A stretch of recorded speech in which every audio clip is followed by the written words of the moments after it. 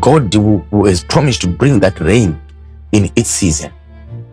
But you get into that land, you till the land, you work on the land, you look for everything that may be needed, knowledge of how to work on that land. Remember, when I'm talking about these things, I'm talking about land, yes, really physical land, but also I'm talking about your area where you originate from, and also your career. You may work on a career that has been cursed by God because something has angered him in that career.